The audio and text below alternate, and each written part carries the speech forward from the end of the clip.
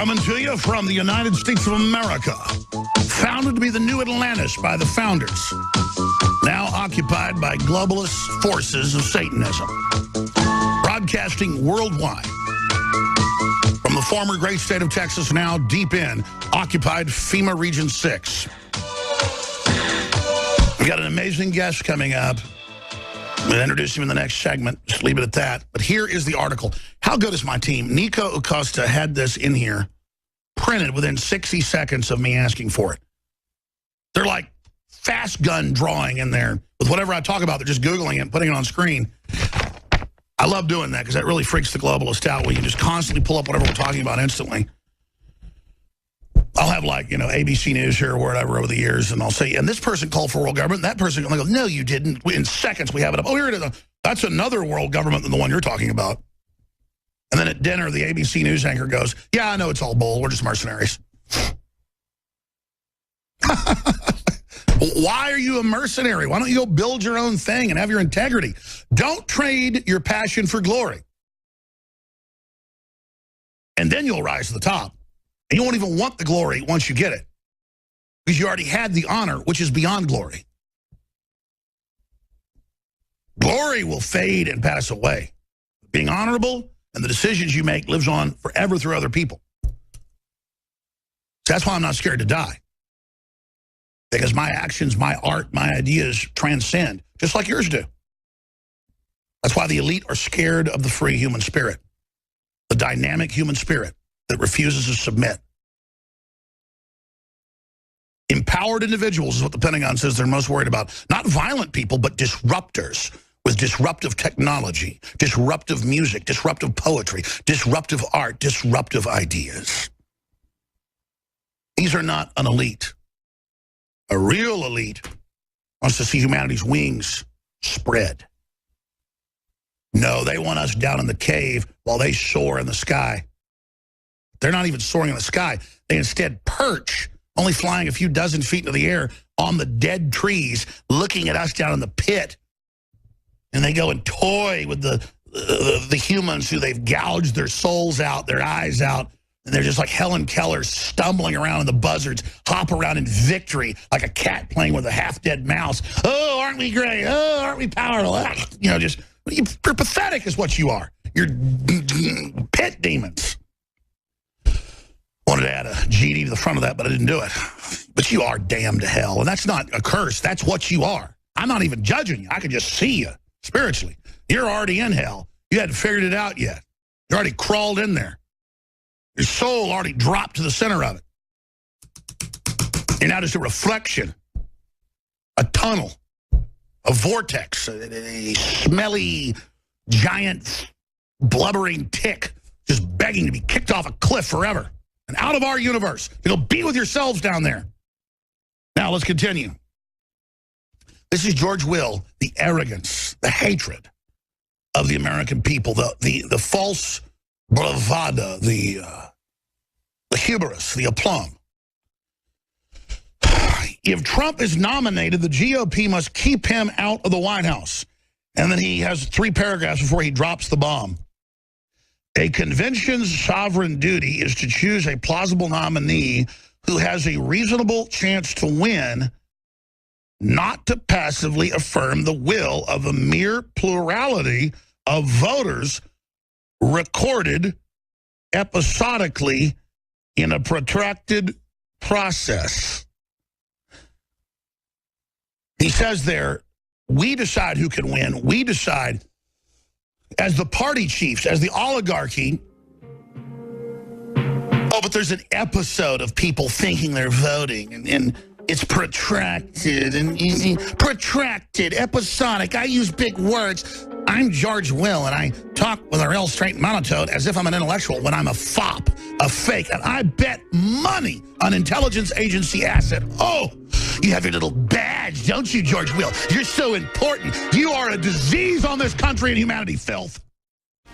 We're going to have a very special guest joining us in about 5-10 minutes. Matt Bracken. He'll be here until the end of the 3rd hour, so almost 2 hours. We're going to have open phones, so you can ask this experienced Navy SEAL who works around the world what his view is on what's happening in the planet today. Very interesting perspective. Great writer, great researcher. A lot of smart folks respect him. Matt Bracken was on with us for an hour last week. I want to get him on for almost 2 hours today. EnemiesForeignAndDomestic.com. That's coming up. I'm Alex Jones with Infowars.com. There are videos up on Infowars.com and DrudgeReport.com that are so over the top, I mean, I can't even believe them, quite frankly. And what's even more surreal is most of them we shot. I mean, it is young children with their parents screaming the most horrible, nasty stuff you can imagine. It is people saying we're not criminals and then attacking people and attacking cars and trying to run crowds over and knocking people over. Just frothing idiocy. And then members of the citizen press, they're just trying to document it, who weren't even Trump supporters, but just trying to see what's happening. They're attacked. And we've got the interviews with the folks after they were attacked. So this is the bedlam that's going on, and it's all just mindless tribal idiocy because the mainstream media told them that Donald Trump, quote, hates all Mexicans or hates all blacks. No, Donald Trump said Mexico is collapsing into a narco-terrorist state with 100,000 dead, and that many of their criminals are coming up here, and that a culture of crime is forming all over the nation. But if you look at rap music and you look at the whole Tejano thing, it's morphed into like rap, and it's all glorifying the drug dealers and El Chapo. And let's be clear, El Chapo's been caught working for the CIA and is not a hero at all. I'm not for the drug culture. I'm for decriminalization because having it illegal is what gives the banks $500 billion a year here in North America alone.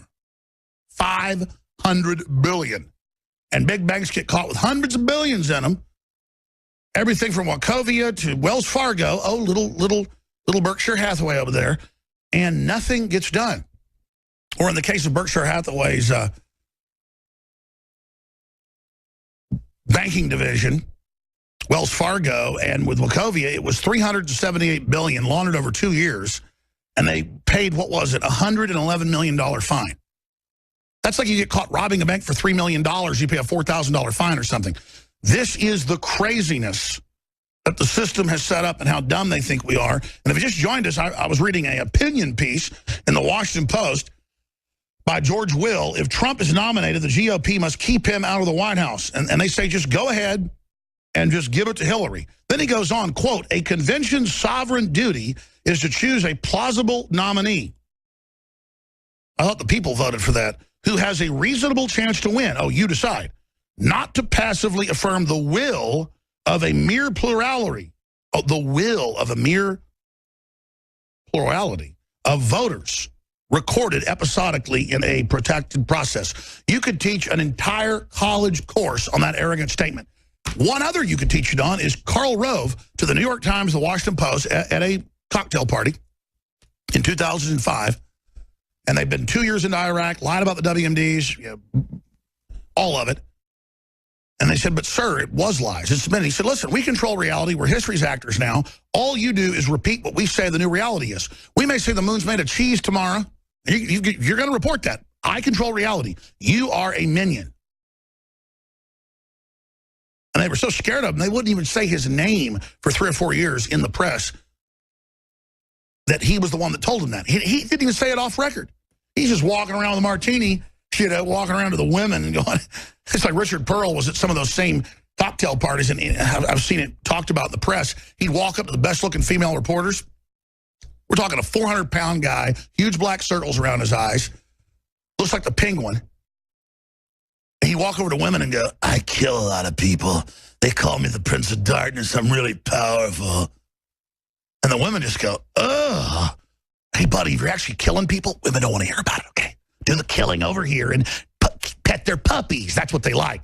But it just shows they're little boys, folks, that thinks he's going to go over and pick women up by bragging that he's a killer and loves to kill people, but couldn't fight his way out of a wet paper bag. But don't worry. He's really good at killing people. You know, my nickname's the Prince of Darkness. Can we put a picture of Richard Pearl up on the screen, please, for TV viewers? This is who infest D.C. This is who has taken this country over. This is who thinks we're a joke. So they now go on TV, Priebus and Curly Huglin and George Will in their con games and say, we don't go with the will of the people. Silly rabbit, voting's for kids. We don't need no badges. You don't know stinking badges. And they've weaponized the culture in fifth generation warfare, where they've so dumbed down the public across the board that large swaths of humanity, if you watch the social justice warrior videos, it's all of them. They just go, shut up, I'm intellectual, you're racist. They just virtue signal and people actually lovingly talk to them.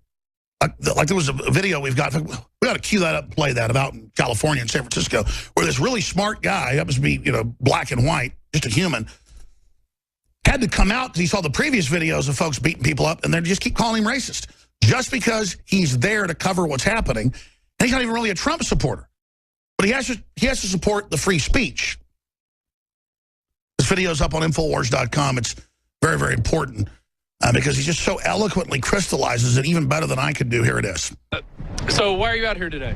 I am a Trump supporter. I don't know if I would vote for him, but I have to support what he's standing for. Yeah. Because I've been seeing all this opposition coming from Bernie and Hillary supporters and sitting there talking about we're liberal, we're loving, we just want peace, yet they throw eggs at you and punch you in the mouth because they're peaceful and loving. I saw what went down in Southern California. Right. It got to me. I had to come out here and actually talk about what's going on. These people don't want to talk to you. That's the problem. They sit there and say they don't have double standards and that they're not hypocritical. They'll come up to you and just yell and scream like you're nobody. We hate you. You're racist. You're misogynist, homophobic. I have black friends. I have white friends. I have Mexican friends. And supposedly I'm a racist.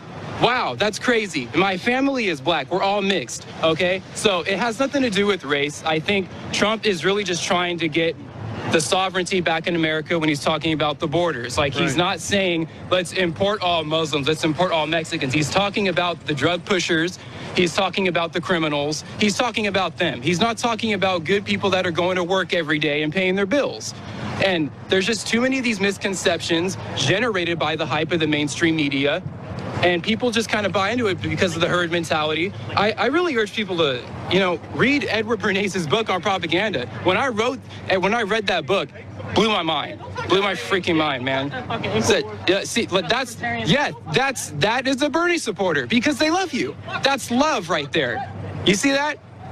Look, I don't think he supports anyone. I think he just supports hate, but apparently I support hate. But you read Edward Bernays' book on propaganda, it blows your mind. It's like almost everything that's going on right now, he talked about it 100 years prior. It's crazy, and he nailed it. Yeah. Did they find that guy over there, or what's going on? No, they managed to escape the mob. Okay. All right. So what was going on? The guy was, he threw eggs at a guy who was burning a flag? The kid that they stole this kid's American flag and then burned it and then hit the kid that had the flag with an egg. And so they were chasing the guy that threw the egg and stole the flag. It was the same person, apparently. Okay. Yeah. All right. Interesting. Yep. Interesting doings here at the Trump protest. I don't know if I might go check into my hotel right now. It looks like things are. I'm done. I'm supposed to fly out at 5, so I don't even know if I'm going to check into the hotel. And the name of the video is, there's more of it, that's just part of it. Black Trump supporter calls out racist provocateurs as propaganda victims. And that's a great headline, but really it's a black Trump supporter exposes the idiocy of racist anti-Trump people. I don't know what you call it. It's just ridiculous. And then we've got this footage that just blows my mind. Used to when we were kids, I didn't do a lot of juvenile delinquent stuff, but a few times I was like 13.